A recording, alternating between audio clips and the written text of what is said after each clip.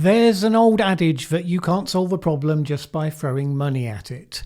Not if it's an interesting problem, anyway. I thought of this recently, both in the context of the topic of today's video, but also from a recent conversation. And let's start with the second of those because it's relevant. I have a friend here in the UK who is a heating engineer who was complaining to me the other day that he had just done a job removing a heat pump from a house that should never have had it installed in the first place. Why? Well, heat pumps, as the technology stands today anyway, need to be installed in homes that are highly energy efficient. Otherwise, you end up with something that costs you a lot of money and abjectly fails to heat your home when you need it the most. But here's the thing. The UK government, in its, I suppose, admirable aim to help the energy transition to non-polluting fuels, has offered grants of up to £5,000 towards the cost of removing old gas and oil-fired boilers and installing heat pumps instead. In this case, the total cost had been £7,000, so the government paid the majority of that. But, as you probably guessed, the house wasn't suitable. It should never have had a heat pump installed, at least not without a lot of additional work to improve its energy efficiency, to introduce higher capacity radiators, and so on. The fact that it was installed was testament to the unfortunate fact that when governments throw money at a problem without due care and attention, as they so often do, people with little integrity will do whatever they can to get their hands on some of that money. And if that means selling things to people who won't actually benefit from them, well, so be it.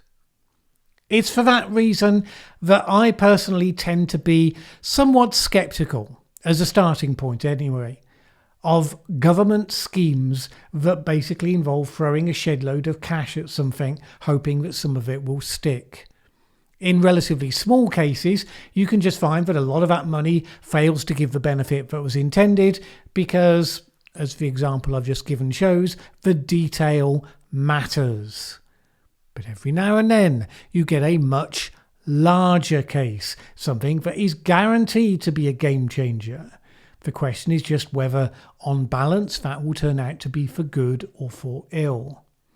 And I'm referring, of course, to the grievously misnamed Inflation Reduction Act. Joe Biden's signature massive piece of legislation that turned 1 year old this week. At least Biden has conceded that the name was a mistake, and I should hope so as well. I mean, whatever your political persuasion, the title of this bill, clearly intended as a climate bill, was the most egregious, cynical naming exercise we've seen in a history with lots of contenders for that title. At the time of its passing, people were, yes, very worried about inflation, so it was titled as tackling that problem.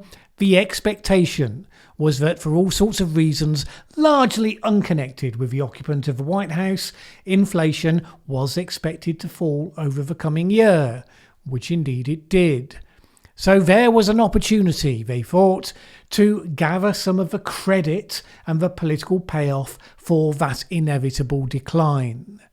It was patently false at the time and has simply come to be seen as increasingly ridiculous ever since. And of course, analysts have looked at the effects of the Act and said that its impact on inflation in practice is indistinguishable from zero, which is no surprise. But to be fair, that's a by the by. What the bill actually was a huge spending bill, yes, predominantly on climate change. It has three key components. 1, tax credits and funding to incentivise low or zero carbon energy investment. 2, it expands government subsidised healthcare and lowers the cost of prescription drugs. And 3, it raises more money from corporations. So, the first question, 1 year in, is it making any kind of a difference? Now, the answer to that, whether you see it as a good thing or not, seems to be an unqualified yes, specifically in the incentives to industry part. companies that make things like wind turbines and solar panels are ramping up production. According to the American Clean Power Association, 83 manufacturing plants have been announced since the bill was passed, making solar panels, wind turbines and batteries. Those projects represent $270 billion worth of investment, which is on a par with the amount of such investment in the last 7 years put together. Firms have announced $53 billion in factories making electric vehicles and their components. But this has already turned into a key point of contention. A number of the tax incentives provided by the bill are uncapped. The initial cost of climate provisions over 10 years, which was put at an already eye-watering $391 billion, that's turning out to be a significant underestimate in practice.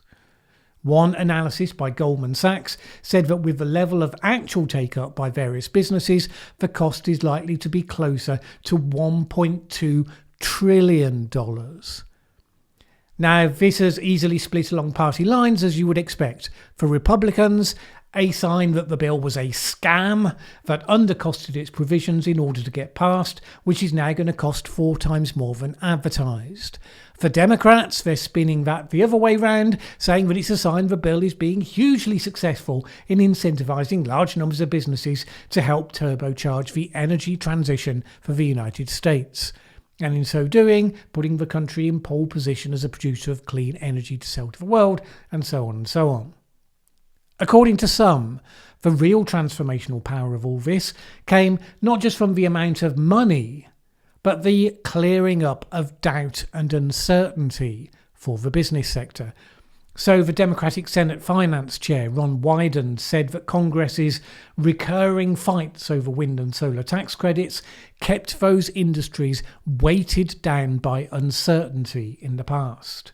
No company wanted to invest if a mishmash of tax breaks that existed was going to continue to be pulled from under their feet every few years when the political winds changed.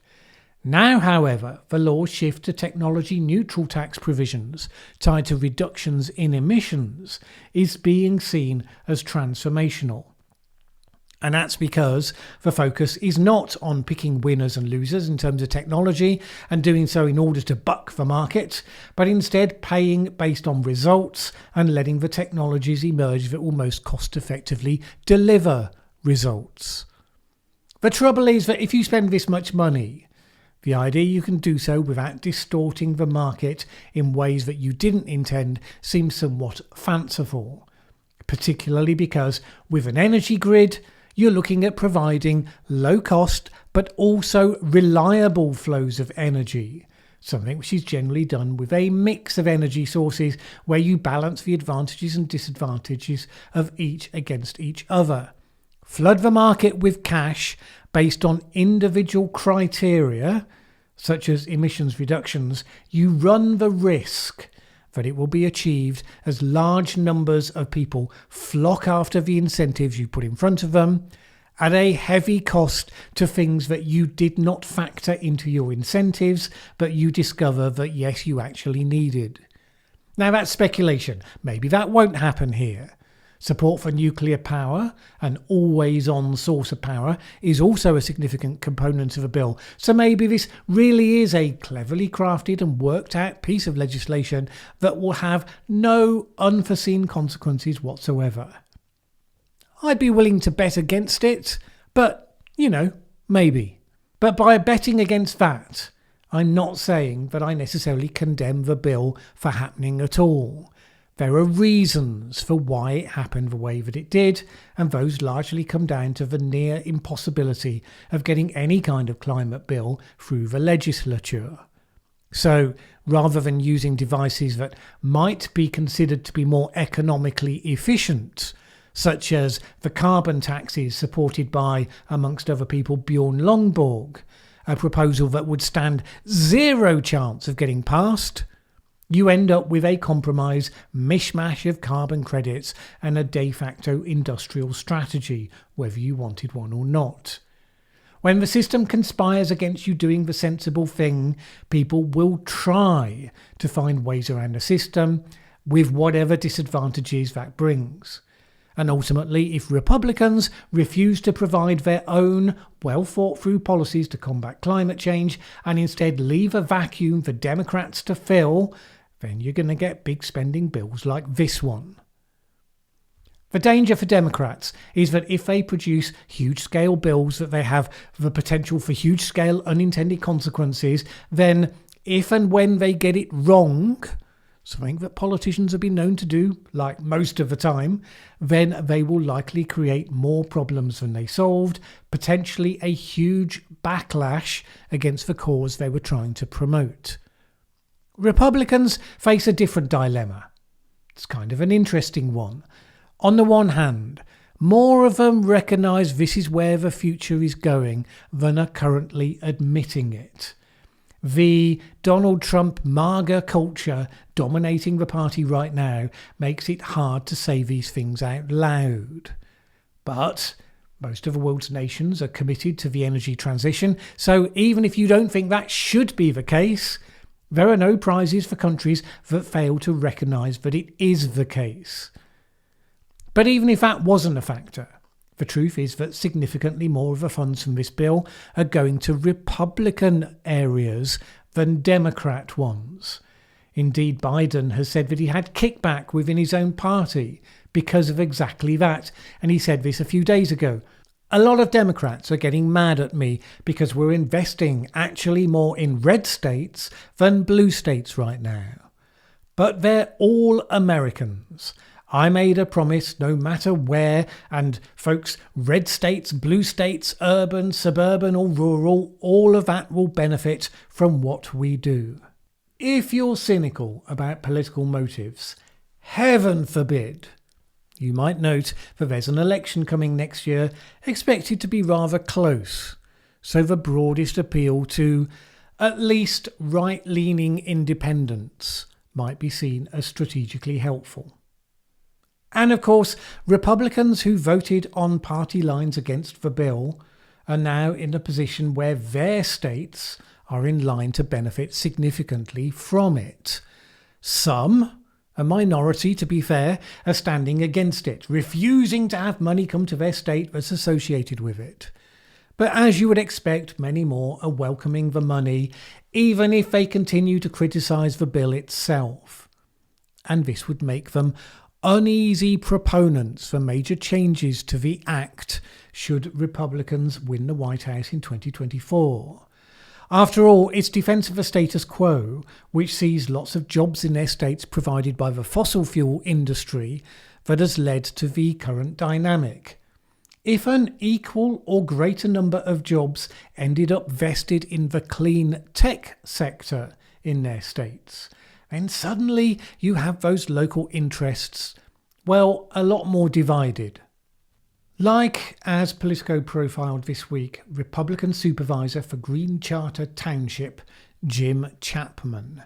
Chapman is facilitating a planned plus $2 billion battery component manufacturing facility in his area, attracted by the jobs that would bring to a place that needs those jobs. This has not been an easy choice. He has received several death threats over the proposal and a major campaign to argue that the company involved, an American subsidiary of a Chinese company, is actually an agent of the Chinese Communist Party. Hence he and the company have been accused of bringing communism to America, which doesn't seem to be based in fact, although, look, it's a fair question to have asked, minus the death threats, obviously. This, incidentally, is one of the symptoms of just how disruptive the IRA has been. More than 40% of the new manufacturing announcements made since the bill was passed have been led by companies outside the United States. This, of course, is why Europe has been so knocked out of shape by all of this and so angry about it. they have found European-based companies that they look to for investment in their own energy transitions being attracted by all those massive subsidies to invest instead in the United States. This has been, in other words, a de facto massive market distortion. It may or may not have negative impacts in the US that outweigh the positives, but most of the impacts elsewhere outside the US, including on ideologically aligned allies, is likely to be largely negative. Could it just be cancelled if a result in 2024's election goes to the Republicans? The short answer is no. The longer answer is they would have a number of routes to hindering the law, tightening limits on tax credits, holding back some of the grants or loans, but the executive branch doesn't have the power to simply refuse to spend money that Congress has specifically dictated should be spent. Like the first Trump administration and Obamacare, you would probably see a process of seeking ways to nibble away at it, to put up obstacles, to try to find ways around the rules to bring it down. This, of course, is one of the reasons why industry has been so influenced by it. Their investment, they're fairly confident this time, won't just be undermined within mere months of making their decisions. Which means if you're sure this is all going to be to the good, then you can, to some degree at least, celebrate. If you're worried about a stack of unintended consequences, and you may even feel their intended consequences depending on your political persuasion, that those are on the way, then you better brace yourself because this ship is sailing. In the meantime, Joe Biden is left wondering why he's not getting more credit for getting this major piece of business done. Maybe it was the stupid title you gave to the bill, Joe. Who knows? But a Washington Post University of Maryland poll recently found that 71% of Americans knew nothing about the Inflation Reduction Act 1 year after it was passed. So when it comes to the election, it seems unlikely that he will be running, assuming that it's he who runs, on his track record of achievement. More likely it will, once again, be on his unimpeachable credentials of not being Donald J. Trump, assuming it's Trump running on the other side. In the meantime, whether credited by the American people or not, it does seem the case that the IRA has made a major change in the system of incentives worldwide, sufficient to radically change how businesses are behaving and investing. In 10 years' time, this will undoubtedly be a most illuminating case study. Whether it will be a case study of the same sort that I started with, how money spent in haste creates many poor outcomes, or whether it will be an example of how an imaginative and game-changing initiative proved the doubters like me to be wrong and showed that yes, sometimes you can just throw money at a problem, well, that we will just have to see. Thanks for watching this video. If you liked it, please share with anyone else you think would also enjoy it. Word of mouth is really important to us.